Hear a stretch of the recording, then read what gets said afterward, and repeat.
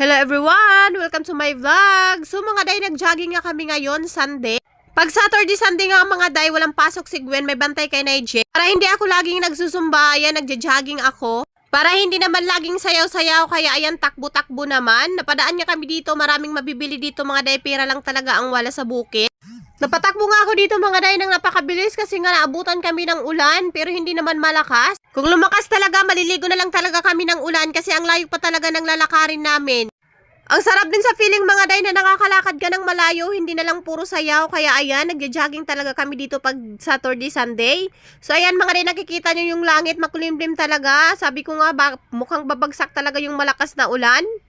Nagpaupo-upo nga muna ako dyan kasi yung kasama ko bumibili pa ng gulay. Ayan, nauna na yung kasama ko. Ang ulap talaga ng kalagitnaan mga day, talagang babagsak talaga ang malakas na ulan. So ayan, tumatakbo na naman ako dyan kasi nga umaambon nga siya mga day.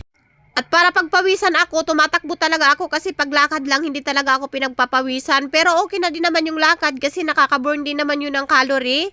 Ang ganda dito sa bukid mga day, maglakad-lakad. Ayan, daanan talaga yan dyan ng mga sasakyan kaya sa gilid lang kami. Napadaan niya kami dito sa mga bilihan ng gulay. Ayan, bumili nga ako dyan ng kamatis. At saka kalamansi, pipin. At iba-iba pang gulay. Ayan, umupo nga muna ako dyan sa tricycle kasi nga umuulan. At yung kasama ko namimili pa. Ang mura talaga ng mabilihin dito sa bukid mga day kumpara sa palengke na nagtitinda ang mamahal na ng kilo. Ito pala yung kaganapan pag Saturday, Sunday dito sa bukid. Napadaan nga ako dito sa mga tig-20 na baka may magustuhan ako. Tig-20 lang yan mga day. At bumili pala ako ng grapes tsaka orange na to dahil favorite to ni Nigel at saka mura lang ang kilo dito. Kaya ayan.